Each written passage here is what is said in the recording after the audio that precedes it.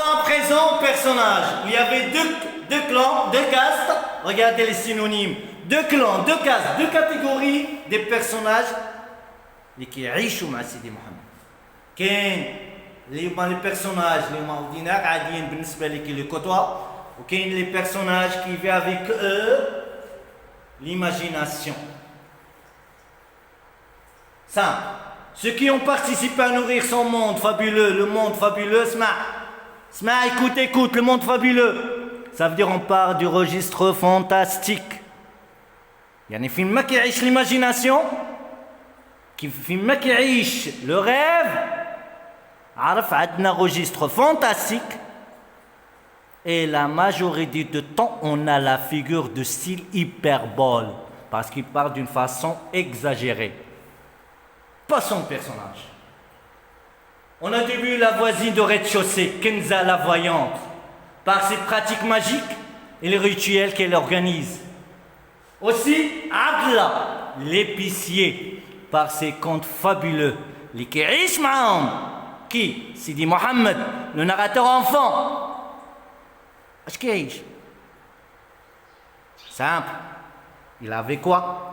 Des objets dans sa boîte à merveilles. Ces objets-là, anodins, ces objets-là, objets hétéroclites et ordinaires, qui ont l'imagination par les contes merveilleux.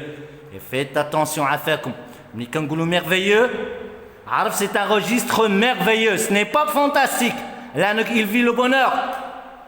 Et sans oublier le dernier personnage, son père, qui parle de ses discours sur le paradis et l'enfer. Après,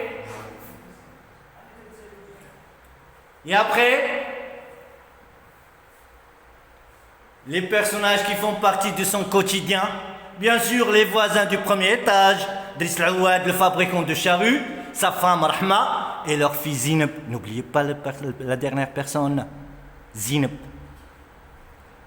C'est qui Zineb? Est-ce que Sidi Mohammed aime Zineb? Non, parce qu'il a annoncé au milieu de son récit, je n'aime pas Zineb. Quand on a annoncé qu'il n'aime pas Zineb, ça veut dire la figure de Silalitot. Très bien. Passons au deuxième étage. C'est Fatma al-Bziwiya. Les Ma'am'am flat de même étage. Sans oublier ses camarades de Msid, son maître de l'école coranique, les Walofqi. Anda, faites attention. La figure de style ici, c'est quoi? Son maître de l'école coranique, le Fqi. Quand on a utilisé le mot charabi, il y a un niveau de langue familier avec la définition du mot. C'est la figure de style, la périphrase. Et sans oublier l'ancienne voisine, l'ami intime de la Laïcha.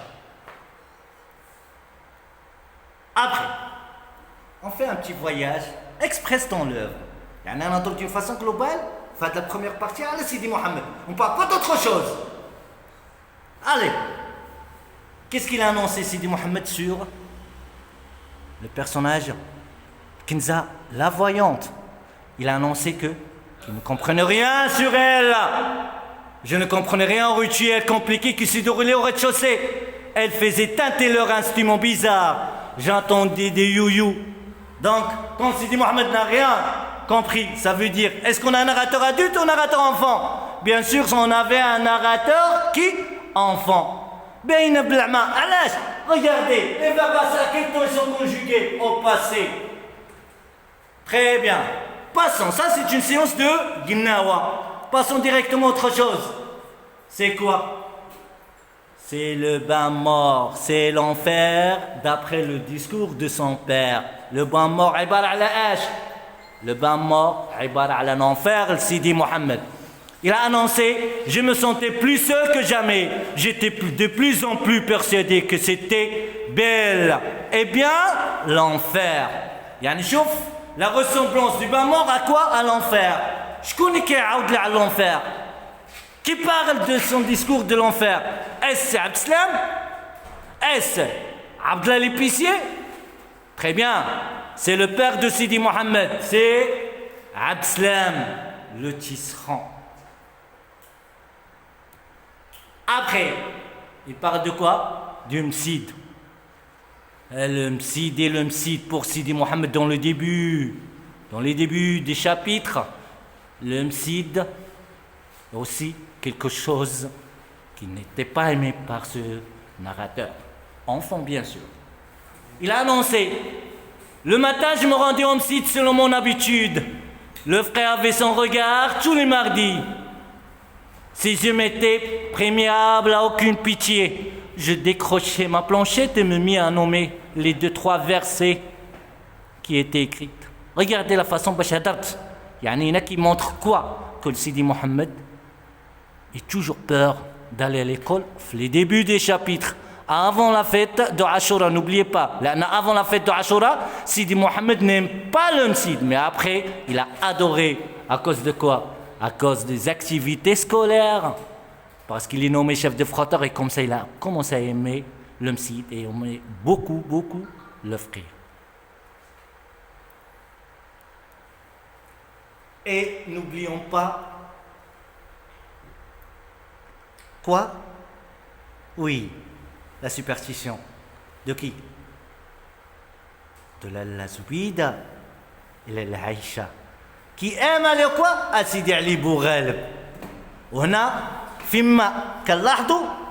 Toujours on a la description. Et on a toutes les informations d'aujourd'hui sur les descriptions liées dans l'œuvre, dans le récit de Sidi Mohammed. Il a annoncé aussi, quand il est parti visiter la visite à Sidi Ali Bourghaleb avec sa maman et Aïcha, il a annoncé la description totale. Il y a là ce qu'on dit, quel est le type de l'œuvre? C'est description dynamique. Alors qu'est-ce qu'il a dit?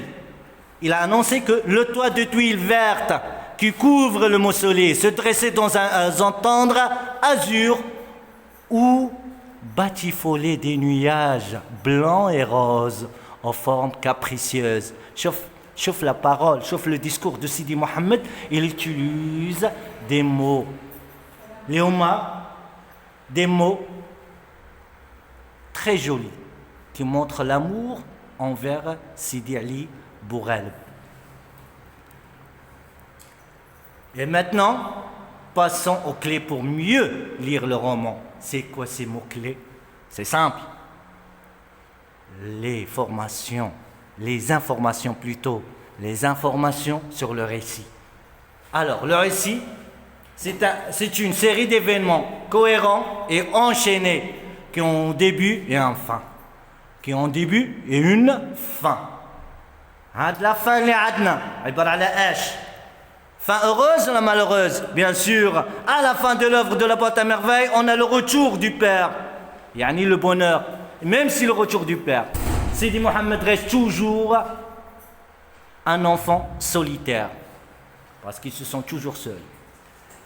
Et qui mettent en place des personnages agissant à un moment donné et dans un lieu précis. Passons au roman. Le roman est un genre quoi? Le roman est un genre littéraire ouvert, ce qui lui permet d'assimiler tous les autres genres littéraires, comme la poésie, le théâtre qu'on a cette année aussi. C'est quoi? C'est la pièce de théâtre d'Antigone, dans le dramaturge Jean Anouilh, bien sûr, etc. On a la poésie, le roman, la nouvelle. Alors, mais pour nous, pour l'œuvre de la boîte à merveille, c'est un roman, les romans, d'après la formation qu'on a dit, roman autobiographique. Alors, mais il est avant tout un récit en prose. Qu'est-ce que ça veut dire en prose? Mais par l'intermédiaire du narrateur. Le romancier approche une réalité du lecteur pour la lui montrer et la lui interpréter. Et maintenant, on parle de quoi? La différence entre un roman autobiographique et roman autobiographie. Simple. Pour le roman autobiographique, écoutez, roman autobiographique, au contraire d'autobiographie, où l'auteur est tenu de ne raconter que la vérité. Smatou, l'autobiographie, كيضرب لا فيريتي صراحه ماشي نقولوا ثاني l'autobiographique mensonge لا ما كنقولوش mensonge mais كيدخل la fiction كيدخل l'imagination. Alors le pacte autobiographique, dans le roman autobiographique, le romancier prend plus de liberté pour introduire les éléments fictifs dans son récit. Le pacte est romanesque. Et maintenant, on parle quoi?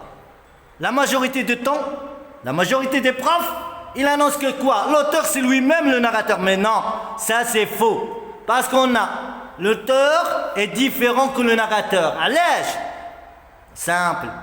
Il est une personne réelle qui a imaginé, qui a écrit le roman. Mais le narrateur, il est un personnage de l'histoire. C'est un être imaginaire, une voix, qui a été créée par qui? Par l'auteur, pour raconter l'histoire au lecteur. Et dans l'œuvre du dernier jour d'un condamné, différente aussi. Dans l'œuvre de la pièce de théâtre d'Antigone, différente. Mais ici, dans la boîte à merveilles, il faut faire attention. Parce qu'on avait deux narrateurs. On a un narrateur adulte qui utilise la valeur du temps, le présent, le futur simple et seulement le passé composé. Mais le narrateur enfant, il utilise le passé. N'oublions jamais ça. On a deux narrateurs. Narrateur enfant et narrateur adulte. Et la séance prochaine, on va étudier la différence de ces deux narrateurs par le jeu narré et le jeu narrant. Merci beaucoup de votre attention. Je souhaite de tout mon cœur que vous avez bien compris la première partie de l'œuvre de la boîte à merveilles. Après, je vais passer la parole à notre cher professeur, Monsieur Mohamed Amin Firdaus. السلام عليكم ورحمة الله. كنتمنى من الله عز وجل ييسر لكم الله عز وجل مع الأستاذ ديالكم التونسي الله يوفقكم كذلك. وصراحة بهذه الطريقة ديال الشرح وبالتفصيل اللي دار معكم الأستاذ يعني لهذه القصة ديال لا بوط ميرفاي إن شاء الله كنتمنى لكم إن شاء الله يعني تختموا هذا العام خاتمة طيبة إن شاء الله وتحصلوا على أحسن النقط وأعلى النقط بإذن الله. فوفقكم الله ويسر الله لكم أمركم. وشان نقولوا حتى بحكم أستاذ التربية الإسلامية غنقول غفر الله لنا ولكم إن شاء الله والله يرفع هذا البلاء بإذن الله عز وجل. أحسن الله إليكم. السلام عليكم ورحمة الله وبركاته.